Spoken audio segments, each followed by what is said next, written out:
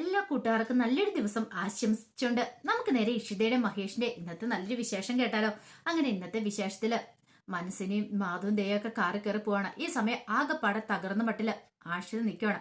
ആഷിത അടുത്തേക്ക് മാഷി എന്നിട്ട് പറഞ്ഞു, മോളെ നീ എന്തിനാ വിഷമിച്ച് നിൽക്കുന്നേ? വിഷമിക്കണ്ട, നിനക്ക് അച്ഛനുണ്ട്, അമ്മയുണ്ട്, പിന്നെ നിന്റെ അനിയത്തിയുണ്ട്, പിന്നെ നീ എന്തിനാ വിഷമിക്കണേ? ആരുമില്ല എന്നുള്ള ചിന്തയൊന്നും വേണ്ട, വാ നമുക്ക് നമ്മുടെ വീട്ടിലേക്ക് പോകാന്ന് പറയാണ്. എന്നാലും വെച്ചാ പേടിക്കൊന്നും വേണ്ടെന്ന് പറഞ്ഞുകൊണ്ട് മോളെ ചേർത്ത് നിർത്തുവാണ് മാഷ്. മനസ്സിനിക്ക് വേണ്ടെങ്കിൽ തനിക്ക് തന്റെ മോളെ വേണം. അവരെന്തൊക്കെ പറഞ്ഞാലും തനിക്ക് അവള് തന്റെ മോളല്ലാതെ ആവുന്നില്ല. പിന്നീട് ആശ്രിതയും ചേർത്ത് പിടിച്ച് വീട്ടിലേക്ക് പോരുവാണ്. ഈ സമയത്ത് ആകെപ്പാടെ ടെൻഷനോട് കൂടിയിട്ട് മഹേഷ് തന്റെ ഓഫീസിലിരിക്കുക. അപ്പോഴേക്കും അവിടെ സ്റ്റാഫ് വന്നിട്ട് പറഞ്ഞു, അതെ സാർ, 2-3 ഫയൽസിലൊക്കെ സൈൻ ചെയ്യാനുണ്ടെന്ന് പറയണം. ഒന്ന് സൈൻ ചെയ്ത് തരുവാണെങ്കിൽ. അതെ, ഞാൻ പിന്നെ തരാന്ന് പറയണം. സാർ, കുറെ എണ്ണം പെൻഡിങ്ങിലാന്ന് പറയണം. ആ താനാണോ തീരുമാനിക്കുന്നത് പെൻഡിങ്ങിലാണോ അല്ലയോ എന്ന്? അതെ, ഒരു കാര്യം ചെയ്യാം, എന്നാൽ താൻ ഈ കസാലിലേക്ക് വന്ന് കയറിയിരിക്കുക, എന്നിട്ട് എല്ലാ ഫയൽസും അങ്ങ് നോക്കി സൈൻ ചെയ്ത് വെക്കാൻ പറയണം. പിന്നീട് ആ പെൺകുട്ടി ഒന്നും പറഞ്ഞില്ല, ഒന്നും മിണ്ടാതെ അങ്ങോട്ട് പോകുമ്പോഴത്തേനും വിവേക് അങ്ങോട്ട് വന്നു. എന്തിനാ അവളോട് ദേഷ്യപ്പെടുന്ന മഹേഷിനെ ചോദിക്കുക. പിന്നല്ലാതെ, അതെ, അവളോട് ദേഷ്യപ്പെട്ടത് കൊണ്ടൊന്നും കാര്യമില്ല. ഇപ്പൊ നീ ഒരു കാര്യത്തിലും ശ്രദ്ധിക്കുന്നില്ല മഹേഷെ. അല്ലെ, ആ ഓയിൽ കമ്പനിയുടെ എത്ര രൂപ നഷ്ടം വന്നിരിക്കുന്നറിയാ? 50 കോടി രൂപയാണ് ആ ഒറ്റ പ്രോജക്റ്റ് കിട്ടേണ്ട ലാഭം പോയിരിക്കുന്നത്. 50 കോടി രൂപ ഒന്നും രണ്ടും അല്ല. ഇതിന്റെ പേരിൽ നീ ഇനിയിപ്പം മറുപടി പറയേണ്ടി വരും എം ഡിയോട്. അറിയാലോ, നിനക്ക് എപ്പോഴും നിന്റെ മനസ്സിൽ ഇപ്പൊ ചിപ്പിമോള് മാത്രമേ ഉള്ളൂ, അതുകൊണ്ടാ വേറെ ഒന്നിനും നിനക്ക് ശ്രദ്ധയില്ലാത്ത. അത് ശരിയാന്ന് മഹേഷ് സമ്മതിക്കുകയും ചെയ്തു. ഓയിൽ കോർപ്പറേഷനുമായിട്ടുള്ള ഡീലിങ്സ് അത് നഷ്ടപ്പെട്ടു പോയി, ആ പ്രോജക്റ്റ് കിട്ടിയതുമില്ല. അതെ, ഒരു കാര്യം ഞാൻ പറഞ്ഞേക്കാം മഹേഷ്, വേണമല്ല, പക്ഷേങ്കിൽ ഓഫീസിൽ വന്നു കഴിയുമ്പോൾ ഓഫീസിന്റെ കാര്യങ്ങളൊക്കെ നോക്കണം, അല്ലാതെ വീട്ടുകാര്യങ്ങളും ചിന്തിച്ചുകൊണ്ടിരുന്നിട്ട് കാര്യമില്ലെന്ന് പറയണം. നിനക്കറിയാലോ, എന്തായാലും ഉറപ്പായിട്ട് ചിപ്പിമോളെ നിനക്ക് തന്നെ കിട്ടുള്ളൂ. 6 മാസമായി കഴിഞ്ഞപ്പം അവളെ ഇട്ടിട്ട് അവളുടെ അമ്മ പോയില്ലേ, കോടതി വിധി നിനക്ക് അനുകൂലമായിട്ട് വരും. ചിപ്പിമോളെ നിനക്ക് കിട്ടുമെന്ന് അറിയാം. മഹേഷ് ഇല്ല, ഒരിക്കലും കിട്ടാൻ വഴിയില്ല. പ്രത്യേകിച്ച് അവൾ പെൺകുഞ്ഞും കൂടെ ആയതുകൊണ്ട് അമ്മയുടെ സംരക്ഷണത്തിൽ പോട്ടെ എന്ന് കോടതി പറയുള്ളൂ. നിനക്കറിയാലോ വിവേകെ, ഇവിടുത്തെ നിയമവ്യവസ്ഥ എങ്ങനെയാന്ന്. കാരണം ഒരു അവിവാദിയായ ഒരു സ്ത്രീക്ക് ഒരു പെൺകുഞ്ഞിനെ, ഒരു ആൺകുഞ്ഞിനെ ദത്തെടുക്കാം. പക്ഷെ അതിനകത്തൊരു വേറൊരു കാര്യം, അവിവാദനായ അല്ലെങ്കിൽ ഒരു പുരുഷന് ഒരിക്കലും ഒരു പെൺകുച്ചിനെ ദത്തെടുക്കാനായിട്ട് സാധിക്കില്ല. കാരണം അത് അങ്ങനെയാണ് നിയമം. അതുകൊണ്ടാണ് ഞാൻ പറയണേ, ഇവിടെ അമ്മയുടെ കൂടെയാണ് കുഞ്ഞിനെ മിക്കവാറും വിടുവുള്ളെന്ന് പറയണം. അങ്ങനെ സംഭവിച്ചിട്ടുണ്ടെങ്കിൽ എനിക്ക് എന്ത് സംഭവിക്കുന്നു പോലും പറയാൻ പറ്റില്ലെന്ന് പറയാം. നീ ഇങ്ങനെ ടെൻഷൻ അടിക്കാതെ നമുക്ക് എല്ലാത്തിൻ്റെ പരിഹാരം ഉണ്ടാക്കുന്ന പറയാം. അപ്പോഴേക്കാണ് എം ഡി വിളിക്കുന്നത്. ഇതേ എം ഡി വിളിക്കുന്നുണ്ട്, ചീത്ത പറയാനായിരിക്കും. അങ്ങനെ കോൾ എടുക്കണം. അവസാനം മഹേഷിനെ ചീത്ത പറയാണ് ആ ഓയിൽ കോർപ്പറേഷനുമായിട്ടുള്ള ആ പ്രോജക്റ്റ് മുടങ്ങിയതിന്റെ പേരിൽ. പിന്നീട് മഹേഷൻ സാർ ഒരു ചാൻസ് കൂടെ തരാൻ പറയാണ്. അങ്ങനെ കോള് കട്ട് ചെയ്തു. ദേ ഇപ്പൊ വിളിച്ച് ചീത്ത പറയാനായിട്ടാ. 50 കോടി 100 കോടി ലാഭം ഉണ്ടാക്കി തന്നിട്ടുണ്ടെങ്കിൽ ഒരു താങ്ക്സിൽ ഒതുക്കും. പക്ഷെങ്കിലുണ്ടല്ലോ, ദേ 1000 രൂപ എങ്ങനെ നഷ്ടപ്പെട്ടെന്ന് അറിഞ്ഞു വെച്ചിട്ടുണ്ടെങ്കിൽ അവർ വിളിക്കുന്ന ചീത്തയ്ക്ക് ഒരു കണക്കില്ല. അത്ര സമയം പൂഴ്ത്തിക്കൊണ്ടിരുന്നെല്ലാം വെറുതെ ആവും. ഇത്രയും നാളും ഞാൻ ആരുടെ വായിന്നും ചീത്തയൊന്നും കേട്ടില്ല. പക്ഷെ ആദ്യമായിട്ട് ചീത്ത കേൾക്കാൻ തുടങ്ങിയിരിക്കുന്നു. വിവേക് പറഞ്ഞ അത് ആരുമൂല, നീ മൂലം തന്നെയാണ്, നീയാണോ ഓരോ പ്രശ്നങ്ങൾ ഉണ്ടാക്കി വെക്കണേന്ന് പറയാണ്. ആ സമയത്ത് മഹേഷിന്റെ ഫോൺ വീണ്ടും ബെല്ലടിക്കും. നോക്കിയപ്പോ ആകാശ വിളിക്കുന്നേ. രണ്ടും കൽപ്പിച്ച കോൾ എടുക്കുവാണ്. ആഹാ, സുഖമൊക്കെയാണോ മഹേഷേ? എങ്ങനെയുണ്ട്? എം ഡി വിളിച്ചായിരുന്നെന്ന് ചോദിക്കാൻ നിന്നെ. ഇത് കേട്ടത് മഹേഷ് ഒന്നും മിണ്ടിയില്ല. ആ ഓയിൽ കോർപ്പറേഷനുമായിട്ടുള്ള 50 കോടിയൊക്കെ നഷ്ടപ്പെട്ടല്ലേ, അത് പിടിച്ചെടുത്ത ഞാനാ. പിന്നെ എം ഡിനെ വിളിച്ച് കാര്യങ്ങളും പറഞ്ഞാൽ ഞാനാന്ന് പറയണ. അതുകൊണ്ടാ എം ഡി നിന്നെ വിളിച്ചേക്കെന്ന് പറയാ. എങ്ങനെയുണ്ട്? എല്ലാം നഷ്ടപ്പെട്ടുകൊണ്ടിരിക്കുവല്ലേ.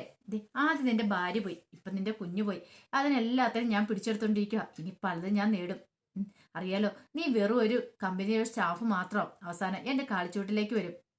രചനയുടെ ആഗ്രഹം പോലെ രചനയുടെ വേലക്കാരനായിട്ട് നീ ഇവിടെ തുടരുമെന്ന് പറയണം. ഇത് കേട്ടതും മഹേഷിന് അടിമുട്ടി പൊടിയും മുടി വരെ അങ്ങോട്ട് പെരുത്ത് കയറി. പിന്നീട് ഇത് മാത്രമല്ല, നിനക്കൊരാളുടെ ശബ്ദം കേൾക്കണ്ടേന്ന് പറയണം. പിന്നീട് നേരെ ചിപ്പിമോളുടെ അടുത്തേക്ക് കൊണ്ടുവരികയാണ് ഫോണ്. ഇത് ഡാഡിയാന്ന് പറയണ. ഡാഡി എന്നെ വന്ന് കൊണ്ടുപോ ഡാഡി, ഇവിടെ എല്ലാവരും എന്നെ ചീത്ത പറയാ, എന്നെ ആർക്കും ഇഷ്ടമില്ല, എപ്പോഴും എന്നെ വഴക്ക് പറയാന്ന് പറഞ്ഞുകൊണ്ട് ചിപ്പിമോള് വലിയ വായിക്കൂടെ കിടന്ന് ഫോണിൽ കൂടെ കടന്ന് കരയുക. ഇതോടെ കേട്ട് കഴിഞ്ഞപ്പോഴത്തേനും മഹേഷിന് സഹിക്കാൻ പറ്റില്ല. മഹേഷിന് വല്ലാത്ത സങ്കടമായിപ്പോയി. മഹേഷ് ഭ്രാന്ത് പിടിച്ച അവസ്ഥയിൽ എന്ത് ചെയ്യണം, അവിടെ നിന്ന് ഫയലെല്ലാം കൂടെ തട്ടി തെറിപ്പിക്കുകയാണ്. ഇതാ കണ്ടിട്ട് വിവേക് പറഞ്ഞു, ദേ ഒരു കാര്യം ഞാൻ പറഞ്ഞേക്കാം, വെറുതെ ഭ്രാന്ത് കാണിച്ചിട്ട് ഒരു കാര്യമില്ലെന്ന് പറയണം. വിവേകന് മനസ്സിലായി മഹേഷിന്റെ മാനസികാവസ്ഥ എത്രത്തോളം വലുതാന്നുള്ള കാര്യം. ഇനിയിപ്പോ താൻ എന്തൊന്നും പറഞ്ഞിട്ട് കാര്യമില്ലെന്ന് മനസ്സിലായി. പിന്നീട് മാഷും പ്രിയാമണികളും സംസാരിച്ചുകൊണ്ടിരിക്കുക. പ്രിയാമണി പറഞ്ഞു, എന്താ മാഷ് ഇങ്ങനെയൊക്കെ? എനിക്കൊന്നും ഒരു എത്തും പിടിയും കിട്ടുന്നില്ല. ആഷുവിന്റെ കാര്യമാണ് ചിന്തിച്ചു നോക്കി. അതിനെക്കുറിച്ച് നോർത്തും താൻ ടെൻഷൻ അടിക്കണ്ടോ? എന്തിനാ ടെൻഷൻ അടിക്കണേ? അല്ലെങ്കിൽ തന്നെ ഇത് ഇങ്ങനെയൊക്കെ വരത്തുള്ളൂ. കാരണം നമ്മുടെ മോളൊരു തെറ്റും ചെയ്തിട്ടില്ല. പക്ഷെ ഓരോ കുറ്റങ്ങൾ വരുന്ന അവളുടെ മുകളിലേക്കാ. ഇപ്പൊ തന്നെ കണ്ടില്ലേ, അവളൊന്നും മനസ്സിൽ പോലും ചിന്തിക്കാത്ത കാര്യങ്ങൾ നടന്നുകൊണ്ടിരിക്കുന്നത്. ആദ്യം അവൾക്ക് കുഞ്ഞുങ്ങൾ ഉണ്ടാവില്ലെന്ന് പറഞ്ഞുകൊണ്ട് മാധവ് ഉപേക്ഷിച്ചു.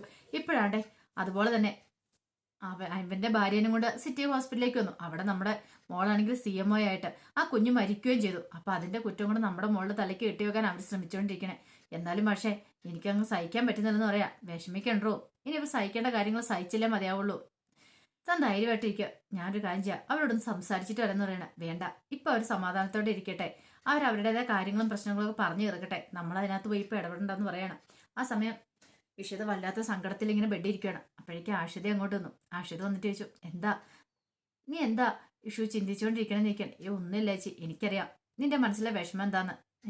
ഇത് കേട്ടത് ഇഷിത പറഞ്ഞു, എനിക്ക് ചേച്ചിയെക്കുറിച്ച് ഓർത്തിട്ട് ടെൻഷൻ. ഞാൻ കാരണമുള്ള ഈ പ്രശ്നങ്ങളൊക്കെ ഉണ്ടായത്. ഒരു പക്ഷേങ്കിൽ എൻ്റെ മാധവിൻ്റെ വിവാഹം മുടങ്ങിയതുകൊണ്ടാ ഇങ്ങനത്തെ പ്രശ്നങ്ങൾ. അത് മാത്രമല്ല, എനിക്ക് ഒരിക്കലും ഒരു അമ്മ അവളെന്ന് അറിയാൻ പറ്റിയതുകൊണ്ടല്ലേ.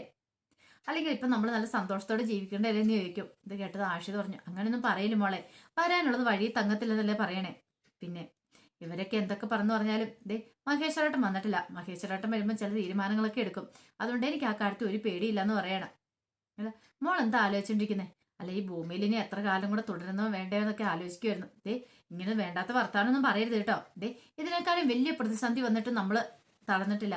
പിന്നെയാണ് ഇതൊക്കെ. അതുകൊണ്ട് അതിനെക്കുറിച്ചൊന്നും ചിന്തിക്കുക പോലും വേണ്ടെന്ന് പറയണം. ഇഷിത് പറഞ്ഞു, ഇല്ല ചേച്ചി, ഞാൻ അങ്ങനെ ചിന്തിക്കുന്നില്ല. പക്ഷെ മനസ്സിന് വല്ലാത്തൊരു വെപ്രാളവും വിഷമവും വിറയലും ഒക്കെ. ഇതിനു മുമ്പ് ഇങ്ങനെയൊന്നും ആയിരുന്നില്ല. പക്ഷെ എനിക്ക് ആദ്യമായിട്ടാണ് ഇങ്ങനത്തെയുള്ള ഫീലിങ്സും കാര്യങ്ങളൊക്കെ ഉണ്ടാകുന്നേ. അവർ പറഞ്ഞു എനിക്ക് കുഞ്ഞുങ്ങളുണ്ടാകത്തില്ല. പക്ഷേങ്കിൽ ഒരിക്കലും ഞാനൊരു കുഞ്ഞുങ്ങളുണ്ടാകത്തില്ലെന്ന കാര്യം ഒരിക്കലും ഒരു കുഞ്ഞിനെ ഞാൻ കൊല്ലില്ല. കാരണം ഓരോ കുഞ്ഞിന്റെ സ്പന്ദനം എനിക്ക് നന്നായിട്ടറിയാം. കാരണം ഒരു ഡോക്ടർ ഒരിക്കലും ഒരു കുഞ്ഞിനെ ഇല്ലാതാക്കാണ്ട് ശ്രമിക്കില്ല എന്ന് പറയണം. അങ്ങനെയുള്ള എന്നോടാ അവരവരുടെ കുഞ്ഞിനെ ഇല്ലാതാക്കിയെന്ന് പറഞ്ഞ്. അതൊക്കെ അവരുടെ പൊട്ടബുദ്ധിക്ക് പറയുന്നതല്ലേ ഇഷു. നീ അതൊക്കെ കാര്യമായിട്ട് എടുക്കേണ്ട ആവശ്യമുണ്ടോ എന്ന് ചോദിക്കണം. അപ്പോഴാണ് ഇഷിതയുടെ ഫോണിലേക്ക് കോൾ വരുന്നത്. നോക്കി കഴിഞ്ഞപ്പോഴത്തേനും രചനയെ വിളിക്കുന്നത്. എന്താ രചന, എന്താ കാര്യം എന്ന് ചോദിക്കുക. അതെ, സമയം കിട്ടുമെങ്കിൽ നാളെ ഡോക്ടർ വീട്ടിലേക്ക് ഒന്ന് വരുമോ എന്ന് ചോദിക്കുക. എന്താ? ചിപ്പിമോള് ഒരേ വാശി, ഡോക്ടറെ കാണണം, ഇപ്പൊ കാണണമെന്ന് പറഞ്ഞ് വാശി പിടിക്കുക. അതിനെന്താ, ഇന്ന് വരാൻ പറ്റില്ല, ഞാൻ നാളെ നോക്കട്ടെ, സമയം കിട്ടുവാണെങ്കിൽ ഞാൻ വരാമെന്ന് പറയണം. എന്നിട്ട് കോള് കട്ട് ചെയ്യുകയാണ്. ഈ സമയം ആഷിതയെ ചാര ചിപ്പിമോളെ കാണാൻ വേണ്ടി വിളിച്ചാണെന്ന് നിൽക്കുക. അതെ, ചിപ്പിമോളെ കാണാൻ വേണ്ടി. എനിക്ക് ആ രചനയെ അങ്ങോട്ട് ഇഷ്ടപ്പെട്ടില്ല എന്ന് പറയണം. അത് പറഞ്ഞിട്ട് കാര്യമില്ലോ, അവളുടെ അമ്മയല്ലേ, നമുക്ക് എന്ത് ചെയ്യാൻ പറ്റും. അതൊക്കെ ശരി തന്നെ. പക്ഷേങ്കിൽ ഇതിനേക്കാളും നല്ല വൃത്തിയായിട്ട് മഹേഷ് കുഞ്ഞിനെ നോക്കുവാണെന്ന് എനിക്ക് തോന്നുന്നത്. ഞാൻ എൻ്റെ അഭിപ്രായം മാത്രം പറഞ്ഞ എന്ന് പറയാണ്. അങ്ങനെ പിറ്റേ ദിവസം നേരം വെളുത്തു കഴിഞ്ഞപ്പോൾ മാഷു അതുപോലെ നടക്കാൻ പോയിട്ട് തിരിച്ചു കയറി വരുവാണ്. അപ്പോഴാണ് മഹേഷ് പത്രം എടുക്കാണ്ട് പുറത്തേക്ക് വരുന്നത്. മാഷിനെ കണ്ടത് ഒരു നിമിഷം നോക്കി. പിന്നീട് മാഷിൻ്റെ അടുത്ത് എന്നിട്ട് ചോദിച്ചിട്ട്, അല്ലേ ഞാനൊരു അല്പം മാഷിനോട് സംസാരിച്ചോട്ടെ എന്ന് ചോദിക്കുക. ഇത് കിടന്ന് മാഷ് അത്ഭുതത്തോട് കൂടിയിട്ട് മഹേഷിനെ നോക്കുകയാണ്. ഇതെന്താടോ, സംസാരിക്കണമെങ്കിൽ പെർമിഷൻ വാങ്ങണം. അതല്ല മാഷേ, കുറെ കാലമായി നമ്മളിവിടെ താമസിക്കുന്നത്. പക്ഷെ ഇന്ന് വരെ ഞാൻ മാഷിന്റെ അടുത്തേക്ക് വന്നിട്ടില്ല, മാഷിനോട് സംസാരിച്ചിട്ടില്ല. അതെന്റെ കുറ്റമാണ്. അതുകൊണ്ടാണ് ഞാൻ പെർമിഷൻ ചോദിച്ചതെന്ന് പറയണം. എന്താ കാര്യം എന്ന് ചോദിക്കുകയാണ്. അല്ല മാഷെ, എന്നെക്കുറിച്ച് ആളുകൾ പലതും പറയും, ഞാൻ ക്രൂരനാണ്. കാരണം ആരുടെ മനസ്സറിയാനായിട്ട് എനിക്ക് സാധിക്കില്ല. എല്ലാവരും വളരെ ക്രൂരമായിട്ട് പെരുമാറുന്നു ഇങ്ങനെയൊക്കെ പറയും. പക്ഷെ അതൊക്കെ എന്നെ മാനസിക സംഘർഷം കൊണ്ടാ. എൻ്റെ അവസ്ഥ ആർക്കും മനസ്സിലാകത്തില്ല. ഞാൻ അനുഭവിച്ചുകൊണ്ടിരിക്കുന്ന വേദന എന്തെന്ന് ആർക്കും മനസ്സിലാകത്തില്ല. മാഷെ, എന്നോട് പൊറുക്കട ഇട്ടെന്ന് പറയണം. എന്താ അങ്ങനെ പറഞ്ഞ്? അല്ല, മാഷിന്റെ എതിരെ ഞാൻ കേസ് കൊടുത്തു. അതൊക്കെ എന്റെ മാനസിക സംഘർഷം കൊണ്ട് എൻ്റെ കാര്യങ്ങളാ. ചിപ്പിമോളെന്ന് വെച്ചാൽ എനിക്ക് അത്രയ്ക്ക് ജീവനായിരുന്നു. അവളെ നഷ്ടപ്പെട്ടെന്ന് അറിഞ്ഞപ്പോൾ എനിക്ക് സഹിക്കാൻ പറ്റിയില്ല. അതുകൊണ്ട് ഞാൻ ചെയ്താന്ന് പറയാണ്. പിന്നെ മാഷിനറിയാലോ, ആരൊക്കെ എന്തൊക്കെ പറഞ്ഞാലും എൻ്റെ മനസ്സ് എനിക്കറിയാം. മാഷിന്റെ മോള് തന്നെ എന്നെ പലവട്ടം വിളിച്ചിട്ടുണ്ട് ഓന്തെന്ന്. കാരണം ഓന്തിന്റെ സ്വഭാവം ഞാൻ കാണിക്കുമെന്ന്. ശരിക്കും പറഞ്ഞാൽ അതൊക്കെ തന്നെയാ. ഞാൻ ആ തമാശകളൊക്കെ ആസ്വദിച്ചിട്ടുമുണ്ട്. ഇത് കേട്ടത് മാഷ് ഇങ്ങനെ ഒരു നിമിഷം ഒന്ന് ആലോചിച്ചു. പിന്നീട് മാഷിനോട് മഹേഷോട് എന്നോട് ക്ഷമിക്കൂട്ടോ, അന്ന് പോലീസ് സ്റ്റേഷൻ കയറ്റിന്, ഇനി അങ്ങനെ ഒന്നും സംഭവിക്കത്തില്ല. ഇത് കേട്ടതും മാഷ ഒന്നും മിണ്ടാൻ നോക്കി. മഹേഷ് എനിക്കറിയാം, ഒരു പക്ഷേങ്കിൽ ഇനി മാഷിന് എന്നോട് പൊറുക്കാതിരിക്കാൻ പറ്റില്ലെന്ന് പറയാം. കാരണം മാഷിന് എല്ലാവരും പൊറുക്കാനല്ലേ പറ്റുള്ളൂ. വേറെ ആർക്കും എൻ്റെ മാനസിക സംഘർഷം മനസ്സിലായില്ലെങ്കിലും കുറെ കുട്ടികളെ പഠിപ്പിച്ചല്ലേ മാഷ് എന്നെ പെട്ടെന്ന് മനസ്സിലാവും. എല്ലാവരും ക്ഷമിക്കാനും പറ്റും. അല്ലെങ്കിലും താൻ പഠിപ്പിച്ച തൻ്റെ കുട്ടികളോട് ദേഷ്യം ഭാവിക്കാനായിട്ട് സ്നേഹമുള്ള ഒരു അധ്യാപനം കഴിയില്ലല്ലോ. മാഷിന് എൻ്റെ വിഷമങ്ങളൊക്കെ മനസ്സിലാവുന്ന ഞാൻ വിചാരിക്കണേ. എന്തേ, സോറി കേട്ടോ മാഷെ, ക്ഷമിക്കണം എന്നൊക്കെ പറഞ്ഞ് മാഷിനോട് ക്ഷമ പറഞ്ഞിട്ട് അങ്ങോട്ട് കയറി പോകണം. മാഷിന്റെ കയ്യെ പിടിച്ചിട്ട് ഇതൊക്കെ പറയുന്നത്. മാഷിനും ഭയങ്കര വിഷമായി.